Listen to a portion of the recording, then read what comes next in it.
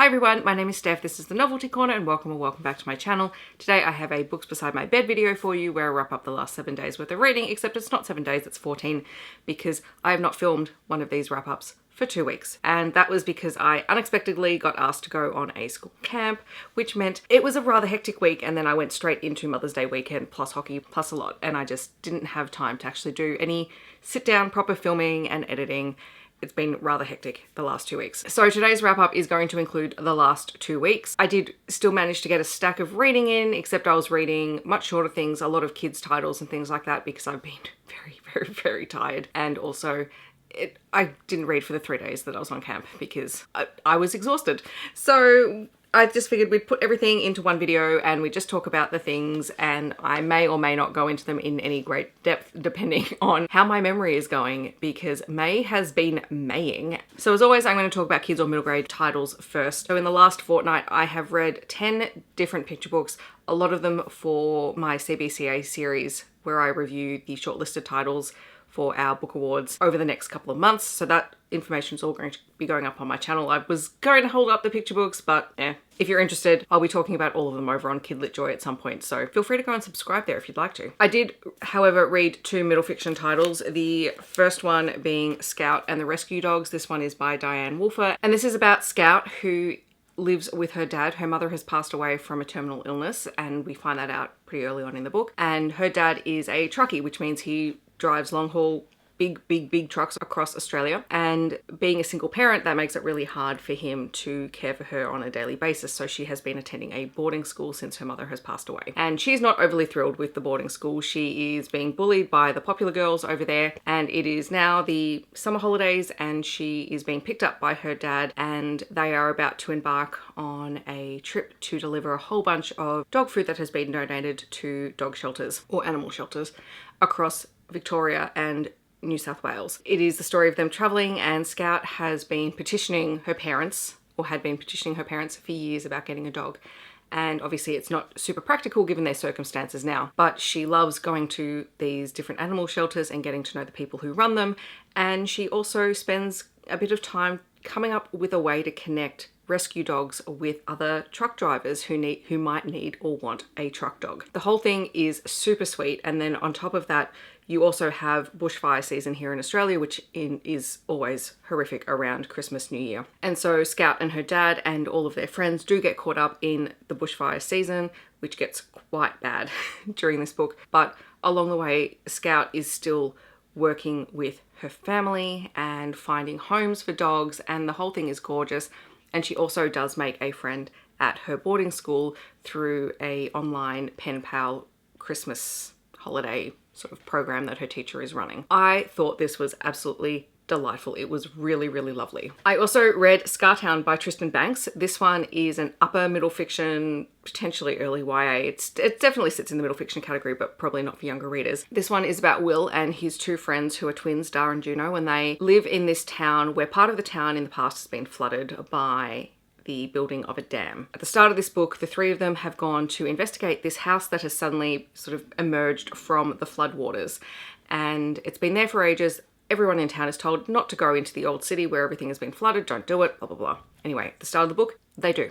They go into this house and they find a skeleton in the wall and millions of dollars in cash in the walls. This then sees them getting caught up in the town's history. They are being pursued by people who want the money back, and it was a fairly wild ride. I did appreciate in here that eventually the parents do play a prominent part, because they would have to. I know middle fiction is always about kids, but I do appreciate present parents.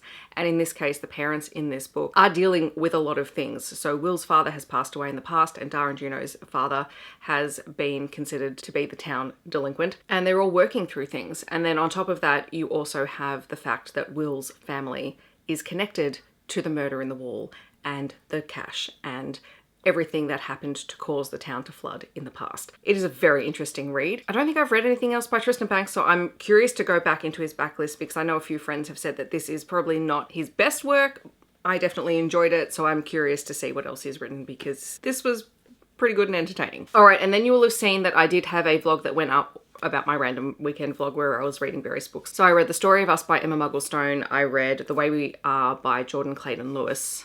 I read Puck Now, Talk Later, and I've mentally blanked on who the author is for that book, but the cover will be on the screen. And I also read Citadel by Claire Kent. So I'm actually going to talk about Citadel in more depth in a moment because I'm going to talk about the whole series. So those books were part of a reading vlog that were part of this last 2-week block. My favorite of that was 100% The Story of Us by Emma Michael Stone. I'm really loving her books at the moment, so yay. I also read Return of the Jedi from a Certain Point of View. This is the short story collection celebrating 40 years of Return of the Jedi, and I have to say that this was the most disappointing book in this series, which really sucks because I was so looking forward to this one. That said, still it's a 3-star read, but there were some stories that I just didn't even care about, which really frustrates me because I really enjoyed the first 2 collections. The first one probably the most, but I definitely enjoyed the second one. And I've been putting this one off and holding it off because I just wanted something that I was really going to enjoy and go back to the world of Star Wars and Return of the Jedi, and it did not live up to it at all. I was listening to the audiobook for this and the audio narrators were great. They probably made the whole thing the 3-star read, honestly, because I think if I'd been sitting here reading it, I probably may not have gotten as far as I did through it. It felt like the first third of the book, we spent the entire time on Tatooine going over and over the events that happened at Jabba's palace, which I don't think we needed as many stories as we did. There was not enough Wedge Antilles in the second part of this book, and for a collection that is supposed to be side characters from the series, he's a pretty major side character and we didn't get any stories. We had heaps in the first book, not so much in this one. Which is not to say he wasn't in it at all, he was, but he was a side character in another side character story, and anyway, that was disappointing. Like, it's not terrible, but it's not great either. Then I read Playing It Safe by Amy Andrews. This is, I forget what number it is in the Sydney Smoke series, which is a rugby union romance, and this one is a queer story within her series. And this one had also come fairly highly recommended. Our rugby union player in here is Donovan. He is one of the, steadiest, most well-recognized players who just gets the job done. He's also in the closet, and he has previously been married and has a daughter. They live in New Zealand. He's originally from New Zealand, and he is planning on keeping the fact that he is queer a secret until he retires, which could be years from now. And then he meets Beckett, who has recently become part of the team. He works in finance. They meet by accident while Donovan's out having lunch with some of the wives and girlfriends of some of the other players, and they see Beckett, and the women invite Beckett to come and join them because they know that he's new and they want to grill him. And that's when Donovan finds out that Beckett is gay. The two have this attraction, and then they have to decide whether or not, when they keep being forced into situations together, whether or not they can make a go of this relationship, especially given that Beckett will not go back into the closet and Donovan is not prepared yet to come out. So it was a really interesting read. It's fairly short and I had a great time. All right, and then we come to the Kindled series by Claire Kent. This is a spin-off series from Last Light, which was a post-apocalyptic / dystopian book about a world where an asteroid has hit the Earth and has basically wreaked havoc on the planet. And so in the US, civilization has broken down and people have to fend for themselves. Kindled is set in that exact same world, but this time we are following different groups of survivors. They're all interconnected stories. You possibly could pick them up and read them as standalones, but I would not recommend it because particularly the first 4 books, a lot of the characters are in each other's books and the world is built that way. So far the 6 books that are out are Haven, Princess, Ember's Hero, Citadel, and Sanctuary. Now the first 4 books in the series are set in one particular area of the US, and all of the characters end up either working together or meeting each other and helping each other out. Citadel and Sanctuary are set on the east coast of the US, a little bit further inland from where all of the floodplains would have been from hurricanes and things as a result of the asteroid hitting the Earth. And Citadel does not feature any of the characters from the previous 4 books, but Sanctuary, we do see them come into the story. So that's kind of where the timeline with all of these interconnected characters come in. I was going to talk about individual books, but I actually think I'm just going to talk about it as a series as a whole, because these are stories that feature very alpha male characters. So if that's going to be something that turns you off, maybe skip the series. But this is something that Claire Kent does a lot, and she plays around with the tropes, and I actually think she's one of the authors who does this really well. Pretty much all of these stories are age gap romances. He is older. He is very alpha or domineering, but more in that I've had to survive in this world kind of way, and things that have happened have hardened me or have broken me. And our female characters are usually younger. They've not necessarily had a lot of life experience before the world ended and have had to try and find their own way to survive. And sometimes that means joining up with the main male character.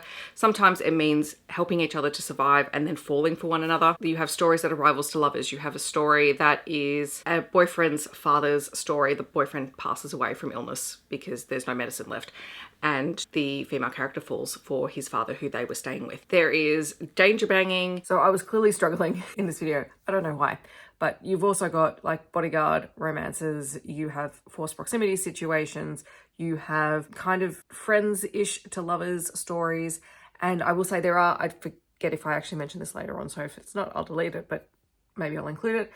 There's also content warnings in here. Obviously it's the end of the world. So there are people out there trying to do really bad things. And there are also women who will do anything to survive and to protect the ones that they love. So just be aware of that, go into the books and check content warnings. Claire Kent is pretty good at signaling at the start of every book what is included in the books if there is something that might be triggering for people. But anyway, I actually really enjoy these stories. They're very short, they're very fast and easy to read. I was reading them leading up to camp and post camp because I wanted to read, like I really wanted to read, but I just didn't have the capacity to sit and read something that was longer than 250 pages. I couldn't do it. And these were perfect for that. And I'm deeply invested in the world. Homestead is coming out very soon, which is the next book in the series. I think Claire Kent has done a really good job of portraying, the end of the world, where people at first have to survive, and now we're a few years past that and things are starting to get a little bit better in terms of environmental conditions. And so people are able to begin to rebuild communities and rebuild trust with other people, because of course the world went to hell, and you have people who banded together in communities and people who just decided to, be the worst of humanity, because of course they did. I've really enjoyed it. Heather got me onto this series. I totally forgot to tell her that I was reading it, and I have now caught up. So yeah, that was not my best decision, but ultimately it was a fantastic reading life choice for the last couple of weeks. I will leave links to everything that I've talked about down below. If you want to know more specifics about any books, feel free to let me know. I'd love for you to share what you have been reading over the last couple of weeks, or if you would like to let me know that you're here but you don't leave a comment, feel free to leave an asteroid emoji down below. I hope that wherever you're in the world, you're staying safe and healthy, and I will see you in my next video. Thanks so much for watching. Bye everyone.